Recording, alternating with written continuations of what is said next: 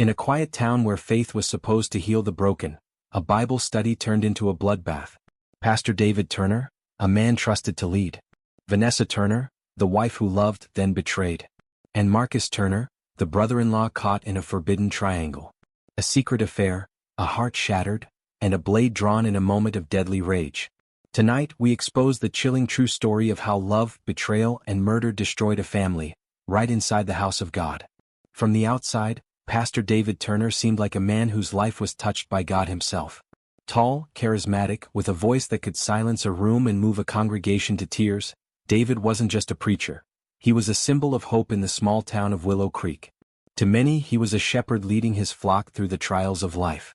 A man who preached forgiveness, loyalty, and above all, love.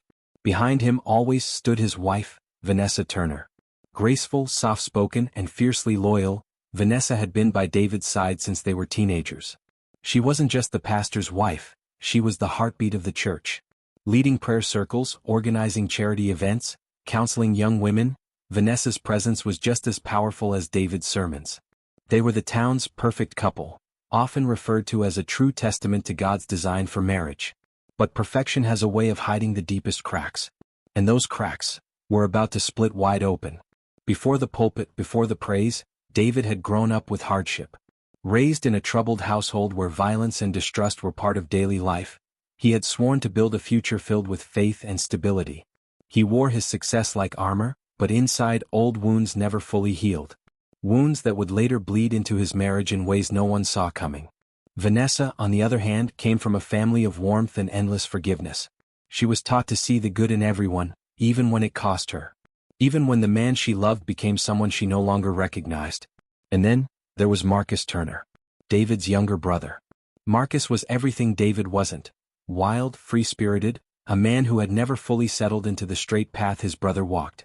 Where David preached about self-control, Marcus lived impulsively. Where David upheld the sanctity of marriage, Marcus flirted with the dangerous thrill of forbidden connections. The Turner brothers had always been different. One bound by duty, the other bound by desire. Their bond had been tested over the years, by family dramas, by jealousy, by the burden of living in David's shadow. Yet somehow blood kept them tied, until love, or something like it, would tear them apart. It started innocently enough. Marcus would visit the church events, linger a little longer after services, help Vanessa with odd jobs around the parish hall. They would laugh, sometimes too loudly. Share stories, sometimes too intimately. And slowly, a quiet storm began brewing, one that no amount of prayer could calm. Vanessa, trapped in a marriage growing colder by the year, found something in Marcus she hadn't felt in a long time: freedom. Attention. The dangerous, thrilling sense of being wanted. David, wrapped in his own battles, financial pressures, the constant strain of keeping up the image of the perfect pastor, didn't notice. Or maybe deep down he did. Maybe he chose to look away, until it was too late. At church, David would preach sermons about temptation and loyalty, while his own home became a battleground of silent resentment. Vanessa's smiles grew thinner. David's patience shorter. Marcus's visits more frequent. Behind the stained glass windows and Sunday hymns, betrayal was setting its roots deep. But betrayal never stays hidden forever. As whispers grew louder, David found himself standing at a crossroads, torn between the man he wanted the world to believe he was, and the man he feared he might become. Anger simmered beneath his prayers. Pride battled forgiveness.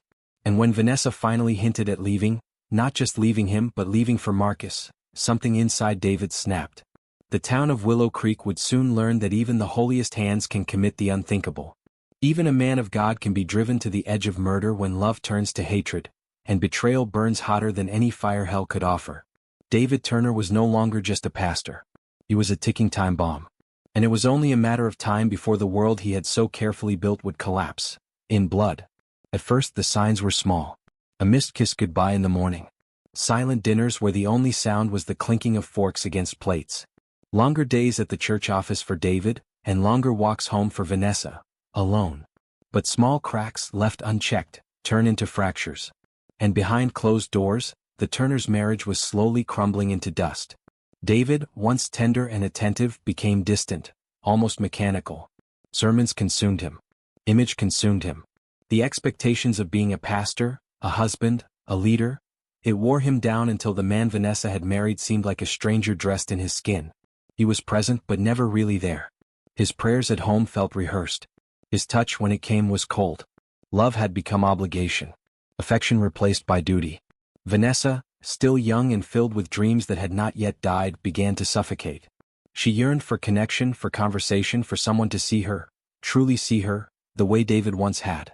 And in the shadows of her loneliness, Marcus appeared.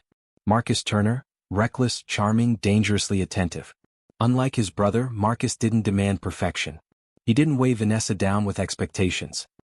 He laughed with her, listened to her, reminded her that beneath the title of pastor's wife, there was still a woman, vibrant, beautiful, and aching to feel alive again. Their interactions were innocent at first, or so Vanessa told herself. A shared coffee after a charity event. Late-night texts about church renovations. A casual touch on the shoulder that lingered just a second too long. Each moment was a thread, weaving a tapestry of temptation they both refused to acknowledge, until it became too tightly woven to ignore. Rumors started swirling through Willow Creek, whispered between pews and murmured behind closed doors. People noticed Marcus's frequent appearances. The way Vanessa's eyes lit up when he entered the room. The subtle tension when David stood between them, clueless, or perhaps in deep, desperate denial. David's sermons grew harsher, his tone sharper. He preached against sin, against adultery, against the wolves in sheep's clothing that threatened God's flock. Some said his words felt personal, as if he were speaking not to the congregation but to his own demons. At home, David became suspicious. He began checking Vanessa's phone when she wasn't looking, asking loaded questions, watching her with eyes no longer filled with love, but with doubt and fear. Vanessa, feeling the walls close in, grew reckless. Meetings with Marcus became riskier. Flirtations became bolder. The line between emotional affair and physical betrayal blurred, and then crossed. One night, after a heated argument about money and ministry, Vanessa left the house in tears. David sat in the living room, Bible open on his lap, fists clenched so tightly the pages tore beneath his grip. He knew, something was happening. But pride kept him silent. Fear kept him still. When Vanessa returned hours later, her clothes disheveled, her excuses thin and half-hearted, David didn't need proof. The truth was carved across her face, and it shattered him. From that night on, David Turner was a changed man. Gone was the patient, thoughtful pastor. In his place stood a man haunted by betrayal, gnawed at by rage. He watched Vanessa like a hawk, but she no longer cared to hide her contempt. Their home became a battlefield, cold wars fought with silence and passive aggression. Vanessa began talking openly about leaving. Divorce, a word David never thought would enter his perfect life, hung in the air like a poisonous cloud. But it wasn't just divorce. It was who she was leaving for. Not a stranger. Not a fleeting affair. But Marcus, David's own blood. The ultimate betrayal. David pleaded with her at first. Begged her to stay. Quoted scripture. Swore he would change. But Vanessa's heart was already gone. Stolen by a man who, despite all his flaws, made her feel alive again. Friends and family noticed the shift but dared not intervene.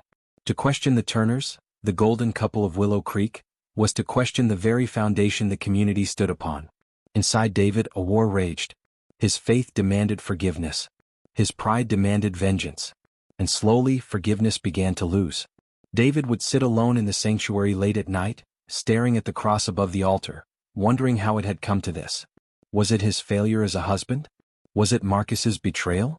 Was it Vanessa's selfishness? Or was it something darker? Something that had always lived inside him, just waiting for the right moment to break free? By the time the Bible study was scheduled at their home, a small, intimate gathering of friends and congregants, David's mind was already poisoned with visions of rage and blood. He had convinced himself that he was the victim, that he was justified, that God himself would understand what he was about to do. The trouble that had been brewing for months, the glances, the touches, the lies, the betrayal, had reached its boiling point. And there would be no salvation, no redemption, only violence. The perfect facade had crumbled. The pastor, the husband, the brother, had all died long before the blade was ever drawn. It was supposed to be a night of prayer, a night of healing, a night where broken souls came together to find strength in Scripture. But inside the Turner home that evening, something far more sinister was taking shape. Something no prayer could stop. The living room was softly lit, the Bible study group gathered in a circle of folding chairs. There were 8 of them, close friends, loyal congregants, people who had trusted Pastor David Turner with their hearts and secrets for years. Vanessa sat near the window, her Bible resting unopened on her lap, her face pale and distant. David sat across from her, his posture rigid, his hands trembling slightly, though not from nerves. No, what trembled inside David was a storm. Marcus wasn't there. He hadn't been invited. David had made sure of that. The night started with a familiar rhythm. A few hymns sung quietly. A prayer offered up for the sick, the lost, the struggling. David read aloud from the book of Proverbs, verses about loyalty, about betrayal, about consequences. His voice was steady, but there was a sharp edge to it, a coldness that unsettled even the most faithful in the room. As David spoke, he watched Vanessa. Watched the way she shifted uncomfortably in her chair. Watched the way she avoided his eyes. Watched the guilt radiating off her like a dark cloud. Each word he spoke was not for the group. It was for her. A sermon meant to wound. A warning disguised as scripture. The air grew thick, heavy with something unspoken. One of the congregants, an elderly woman named Sister Bernice, later said she felt it, a darkness pressing against her chest, a silent scream trapped beneath the surface of the evening. As the study wound down, David closed his Bible with a sharp snap. The group bowed their heads for a final prayer. But David's eyes stayed open, locked onto Vanessa. And then, without warning, the nightmare began. David rose from his chair, his Bible still in his hand. He spoke, but not words of prayer, words of judgment. He accused. Not directly. Not by name. But everyone in that room felt the shift. Felt the temperature drop. Felt the chill of something terrible about to unfold. Vanessa looked up, confused at first, then terrified as David's voice grew louder, angrier. He spoke of betrayal. He spoke of wolves among the flock. He spoke of sin festering inside holy places. And then, he reached beneath his chair. And pulled out the knife. It was large, gleaming under the soft lights.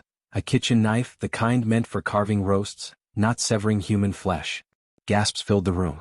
Chairs scraped against hardwood floors as people stumbled backward in horror. Vanessa stood up, her Bible falling to the floor with a dull thud. "David, don't!" she cried out, her voice cracking with fear. But David wasn't listening anymore. The man who had once preached forgiveness had been consumed by something far darker. He lunged across the room. Screams erupted. Sister Bernice, Brother Calvin, even young Deacon Henry, but no one moved fast enough.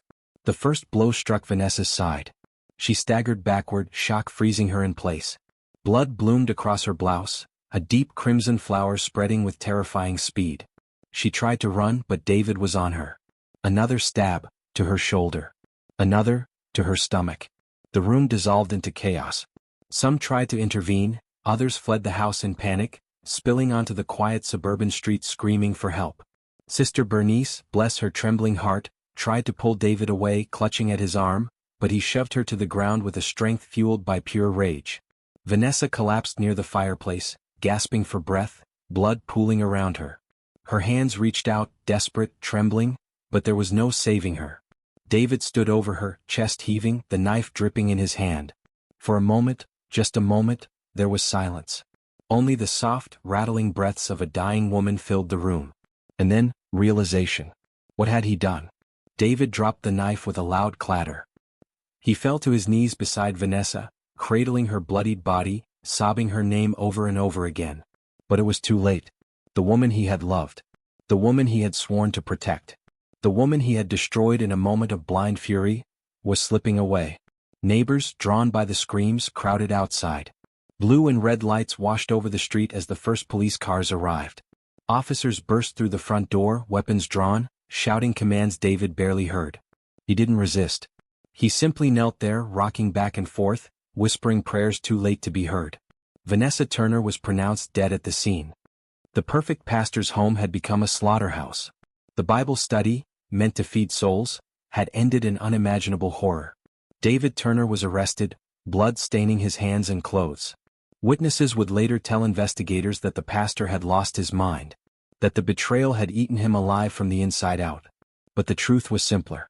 David hadn't lost his mind. He had made a choice to let rage win. And in that choice, he destroyed not just a life, but an entire community's faith in everything he once stood for. Willow Creek would never be the same. Not after that night. Not after the blood of the pastor's wife stained the floors of the Turner home, and the souls of everyone who had witnessed it. Word spread like wildfire. Before the sun even rose, every neighbor, every congregation member, every passerby knew something unholy had happened in the house of the righteous. The perfect life that Pastor David Turner had so carefully constructed had collapsed into a public tragedy that no sermon could cover up. Vanessa's death sent shockwaves through the town. Church members wept openly in the streets. Parents clutched their children tighter. Some refused to believe it. Not Pastor Turner. Not their pastor. But the blood was real. The horror was undeniable. The police wasted no time. David Turner was booked into county jail within hours of the attack, charged with first-degree murder. He sat in his cell, silent, refusing to speak to anyone but his lawyer. News vans lined the streets by morning. Reporters from neighboring towns flooded in, cameras rolling, narrating the downfall of Willow Creek's golden pastor to anyone who would listen. Inside the church, the congregation gathered, stunned into silence. The stained glass windows cast bright colors across empty pews as people clutched each other, asking the same desperate question over and over.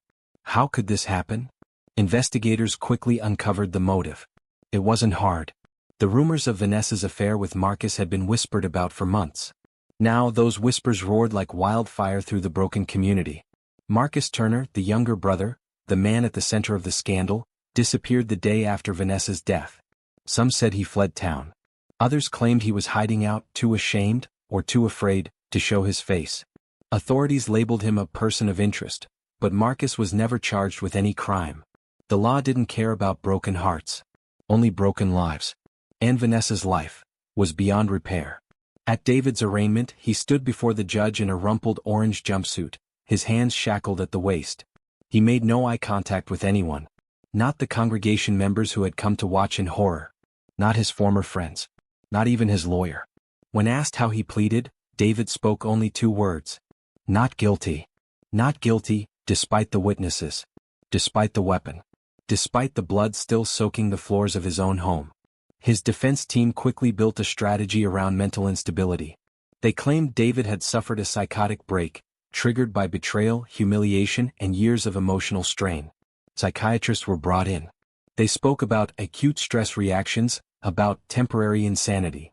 They painted David not as a monster but as a broken man, a man crushed beneath the weight of expectations too heavy for any mortal to carry. Some in the community wanted to believe it. It was easier to believe their pastor had snapped than to believe he had chosen, clear-eyed, to murder his wife in cold blood. But others knew better. They had seen the way David had preached about betrayal in the weeks leading up to the crime. They had seen the flashes of anger, the bitterness that no prayer could hide. And deep down they knew. David Turner hadn't broken. He had been breaking for a long time. And that night he had finally shattered. The trial was set for 6 months after Vanessa's death. In those months, the Turner home stood abandoned, a rotting monument to everything the town had lost. Children crossed the street to avoid walking past it. The grass grew tall and wild. The windows collected dust and grime. Some said if you stood close enough, you could still hear faint sobs echoing from inside. The church, once overflowing with the faithful, sat half-empty every Sunday. Pastor David's replacement struggled to rebuild what had been so violently torn apart. Weddings were canceled. Baptisms postponed. The faithful, once so sure, now carried doubt like a heavy stone in their hearts. And as for Marcus Turner, his name became a curse in Willow Creek. A cautionary tale whispered between parents warning their daughters about temptation and betrayal. He never returned. No funeral for Vanessa. No apology. Only silence. Vanessa's funeral was held under a heavy sky, the clouds hanging low as if mourning along with the town. She was laid to rest in a simple white casket, her grave marked by a headstone that read, "Beloved daughter, cherished friend, taken too soon." No mention of her husband. No mention of the life they had built together, or destroyed. At the trial, witnesses testified about that night. About the prayer that turned into a nightmare. About the look in David's eyes, hollow, furious, unrecognizable. David Turner never took the stand in his own defense. He sat motionless as others spoke about him, around him, for him. When the jury returned the verdict, guilty of second-degree murder, David showed no reaction. No tears. No anger. Just the same empty, hollow stare he had worn since the night Vanessa died. He was sentenced to 25 years in prison. 25 years to sit alone with the weight of his actions. 25 years to wonder how a man trusted to save souls could so easily destroy one. Willow Creek moved on, slowly. New pastors came. New families filled the pews. But there was always a shadow, lingering just beyond the stained glass windows. The story of Pastor David Turner became legend, a grim reminder that even the most righteous can fall. That betrayal, when left to fester, can grow into something monstrous. And that sometimes, even in a house of God, the devil finds a way inside. After the bloodshed, the town of Willow Creek was left in a state of disbelief, desperately clinging to the remnants of its faith. But as the investigation into the murder of Vanessa Turner deepened, secrets began to surface, secrets that no one had ever dared to speak of. The police, under pressure from the community and the media, launched a full-scale investigation into the crime. They combed through the Turner family's history, scrutinizing every detail of David's life, his marriage, and his church leadership. But with each piece of evidence uncovered, it became clear. Nothing was as it seemed. It didn't take long for the authorities to confirm that David had been the one to strike the fatal blows. Witnesses had seen him wielding the knife, and Vanessa's blood was found all over the living room floor. There was no denying his guilt, at least on the surface. But the deeper the investigators dug, the more unsettling revelations emerged. They discovered that, in the days leading up to the Bible study, David had been acting erratically. He'd been losing sleep, his behavior unpredictable. There were reports of him shouting at Vanessa during private arguments, accusing her of things he couldn't prove. And then there were the strange messages. Forensic analysis on Vanessa's phone uncovered texts that no one had expected. The conversation between Vanessa and Marcus was far more intimate than anyone had suspected. While many had suspected an affair, the texts revealed something far more troubling. Vanessa had been planning to leave David for Marcus. Her plans were clear. She had spoken about running away with him, escaping the suffocating, strained marriage that had turned toxic long before the fatal night. One particular message, dated just a week before the Bible study, sent chills down the investigators' spines. "We'll be together soon. I love you. I can't live like this anymore." The message was sent at 10:23 p.m., an hour after David had arrived home from a long day of meetings. Vanessa's words were a silent declaration, a promise that she would end her marriage. David had no idea. Or at least that's what he claimed. But the truth began to unfold like a twisted, dark web. The police also discovered a troubling series of conversations between David and a close friend, a fellow pastor who had known him for years. The friend revealed that, in recent months, David had been obsessed with the idea of betrayal. He spoke often about the unfaithfulness of others, particularly in marriages. He spoke with venom about men who had stolen their wives, leaving their marriages shattered and their reputations in tatters. There was something chilling about these confessions. David's obsession with infidelity seemed to bleed into his own life, creating a reality where his paranoia and fear of being betrayed consumed him completely. It was clear, he wasn't just angry at Vanessa. He was furious at the world. Furious at everyone who had dared to challenge him. But the most shocking revelation came from the church's own archives. When investigators began reviewing records of David's sermons, they noticed a disturbing trend. Over the past year, David's messages had become darker. He had preached on topics like betrayal and the wrath of God, each sermon more intense than the last.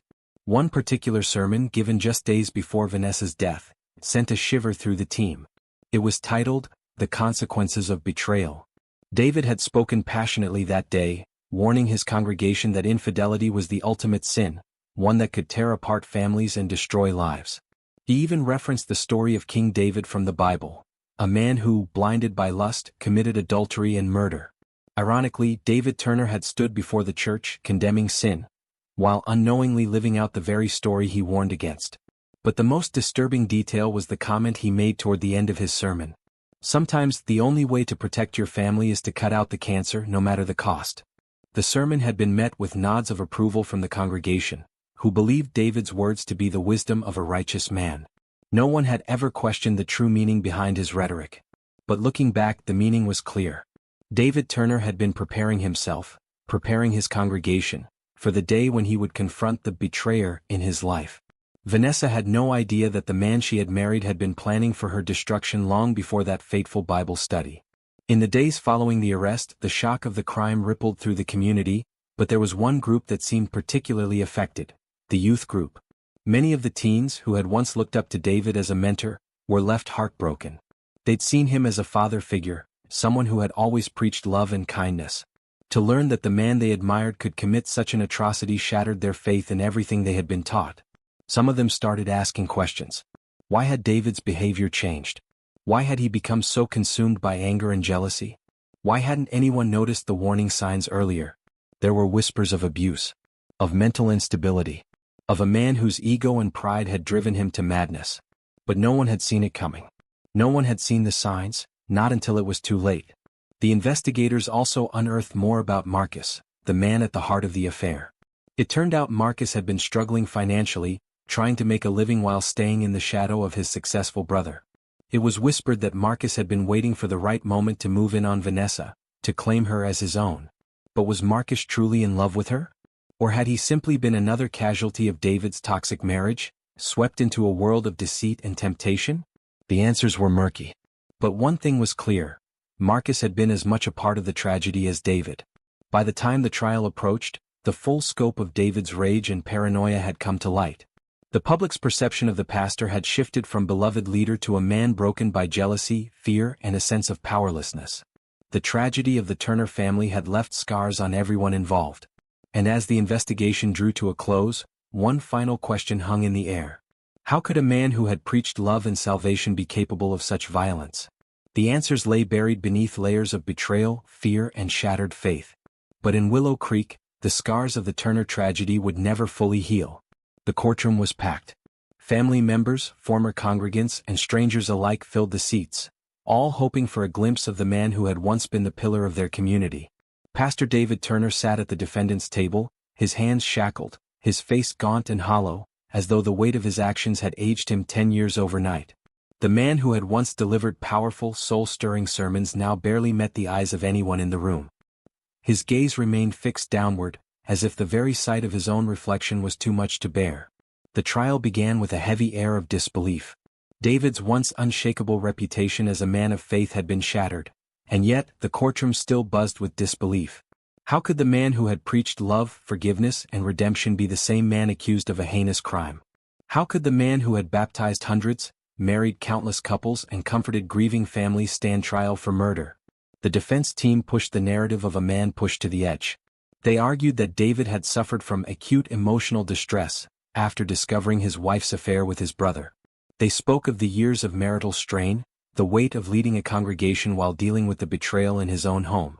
They painted him as a broken man, a man whose mental state had deteriorated to the point where he couldn't control his violent impulses. Psychiatrists testified that David had shown signs of paranoid delusions and obsessive behavior. They claimed that David believed his wife's affair had shattered his sense of identity, his sense of power, and his place in the community.